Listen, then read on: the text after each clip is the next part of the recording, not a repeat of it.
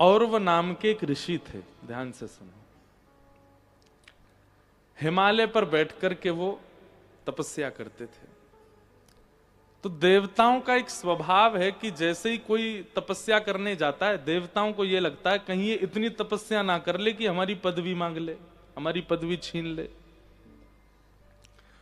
तो देवता क्या करते हैं, आकर के उसको ऑफर देते हैं, वरदान मांगो ताकि तुम्हारा भजन यहीं रुक जाए, वरदान लेके तुम जाओ, कहीं इतना भजन ना कर लो कि हमारी पदवी छीन लो।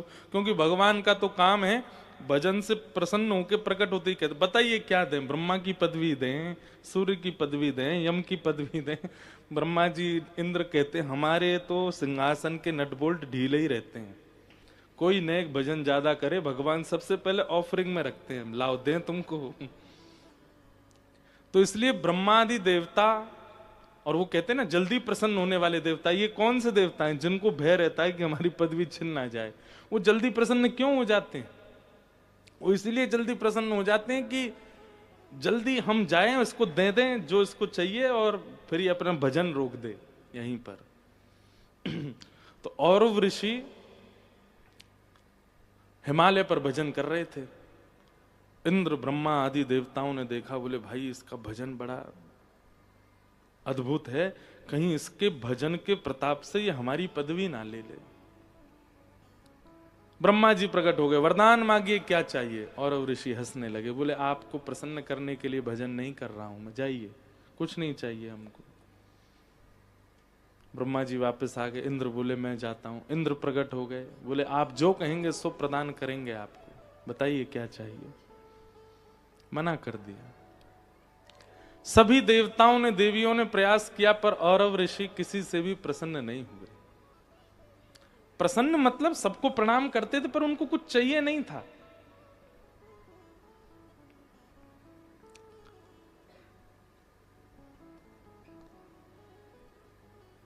सब दौड़े दौड़े महादेव के पास गए। महादेव तो बेचारे भोले बाबा, उनसे जाकर के कह दिया, बोले देखिए ये हमारी पदवी छीनने के लिए भजन कर रहा है, हम लोग तो जाके इसको खूब कह चुके वरदान मांगो, पर ये कुछ नहीं मांग रहा है, आप ही इस पर कुछ अनुग्रह कृपा करो। अब भोले बाबा तो इतने भोरे, इतने सारे देवताओं को दुखी देख करके भोलेनाथ तो बोले अरे राम राम राम, बेचारे कितने कष्ट में आ गए हैं, इन सब की पदवी अगर हमारी किसी क्रिया से बची रहे तो हम क्यों ना करें। महादेव जैसे गए औरव ऋषि के यहां, उसी समय औरव ऋषि अपने इष्ट की आराधना के लिए कुछ पुष्प आदि लेने के लिए हिमालय से थोड़े नीचे उतर के पहाड़ी क्षेत्रों में गए। महादेव ने जाके देखा कि महाराज पूरी कुटिया खाली है, स्थान पूरा आश्रम पर्वतों के बीच में, पहाड़ों पर सुंदर बर्फों के बीच में बिल्कुल खाली, कोई है ही नहीं वहां पर। महादेव ने देवताओं से कहा भैया यहां तो कोई भी नहीं है। बोले भगवान आप एक काम करो। बोले क्या, इसके जो आश्रम है ना इसको जला दो, ये आश्रम ही नहीं बचेगा, अपने आप दुखी होकर के चला जाएगा। महादेव बोले ये सब क्या करवा रहे हैं। बोले नहीं नहीं भगवान, हमारी हम देवताओं के आप ही स्वामी हैं, आप हमारी रक्षा करो। और महादेव ने अपनी योग अग्नि से उनके आश्रम को जला दिया। महादेव जाकर के अपने आसन पर बैठ गए, बैठ करके बढ़िया ध्यान में लग गए। अब औरव ऋषि लौट करके आए। जैसे ही उन्होंने आकर के देखा कि पूरा आश्रम संदग्ध जल गया। मैंने क्या बिगाड़ा था किसी का, कभी देवताओं से कुछ मांगा नहीं, कभी किसी प्रकार की याचना की नहीं, कभी किसी देवता को परेशान किया नहीं, मेरा आश्रम क्यों जला दिया। कमंडल से जल लिया और तुरंत श्राप दे दिया, जिसने भी मेरा आश्रम जलाया है, जिस प्रकार मेरा आश्रम जल रहा है उसी प्रकार उसके तन में भी यही अग्नि धधकनी प्रारंभ हो जाए। दिखेगी नहीं पर पीड़ा पूरी वही देगी। ये श्राप जैसे ही दिया, महादेव बैठे थे भजन में, भजन में बैठे बैठे महादेव को प्रश्वेत के बिंदु उत्पन्न होने लगे। महादेव को कोई पीड़ा नहीं दे सकता, पर एक ऋषि के मुख से निकले हुए वचनों को अनर्थ नहीं करना चाहते हैं महादेव। महादेव को किसी की कोई बात कभी नहीं कुछ पीड़ा दे सकती, उनको कोई पीड़ा नहीं दे सकता, वो परब्रह्म है। परंतु क्योंकि ऋषि बोल रहा है, अगर ये इनके कही गई बात लागू नहीं हुई तो ऋषि मुख से निकली हुई बातें सर्वथा व्यर्थ मानी जाएंगी। बोले बोलते रहे थे ऋषि, महादेव को तो कुछ हुआ नहीं, लोग बाग ऐसी बात बनाएंगे। तो केवल एक ऋषि की वाणी को सत्य करने के लिए महादेव एक पीड़ा का नाट्य करने लगे और पार्वती जी के पास गए। मेरा पूरा शरीर जल रहा है। पार्वती जी ने खूब गंगा जल डाला, खूब सुंदर सुंदर नदियों के जलों से स्नान कराया, खूब लेप लगाया, लेकिन कोई भी महादेव को शांत नहीं कर पाया। देवता तो सब छुप गए, अपना काम बनता। कोई भी नहीं आया देखने के लिए कि महादेव की पीड़ा है। तब साक्षात शंख चक्र गदा पद्मधारी श्रीमन नारायण पधारे और आकर के जब महादेव की उस पीड़ा का दर्शन किया, नेत्र सजल हो गए ठाकुर जी के।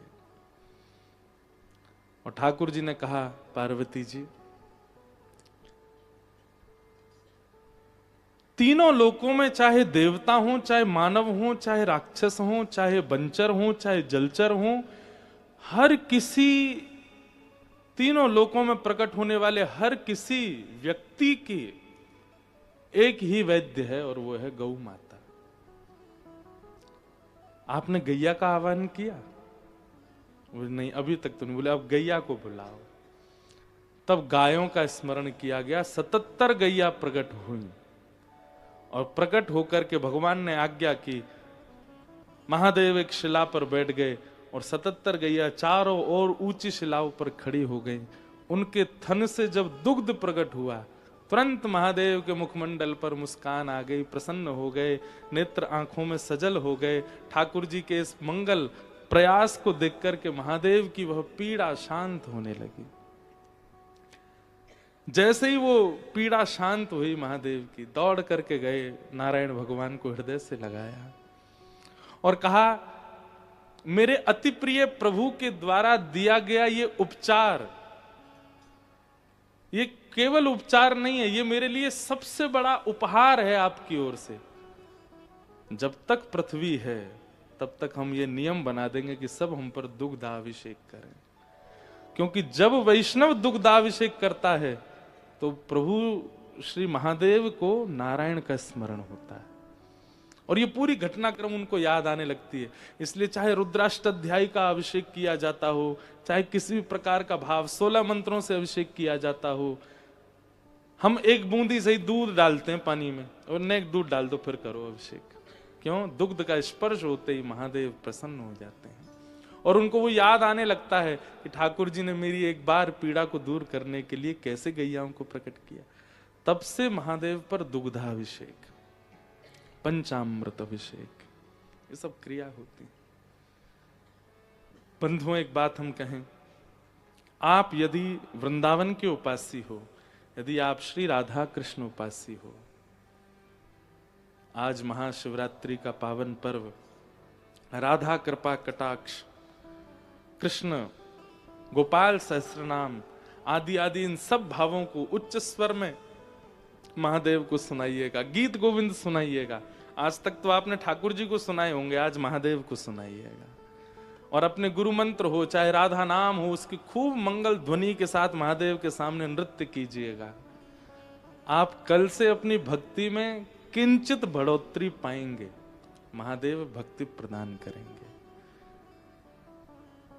शिव कैलाशों के वासी, धौली धारों के राजा, शंकर संकट हरना।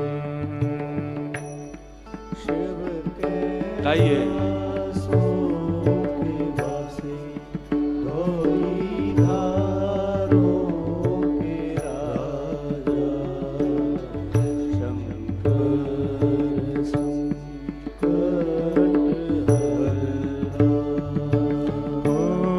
शिव कैलाशों के वासी, धौली धारों के राजा, शंकर संकट हरना। शिव कैलाशों के वासी, धौली धारों के राजा, शंकर संकट हरना। ओ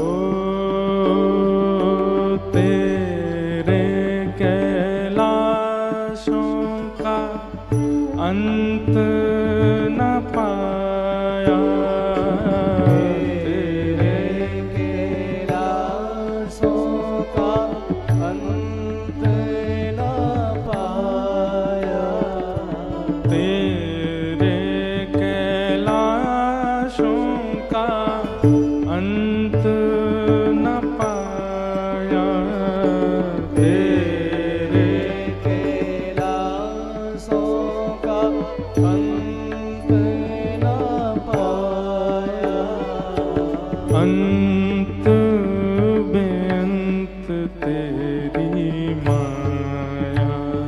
ओ भोले बाबा, अंत बेअंत तेरी माया।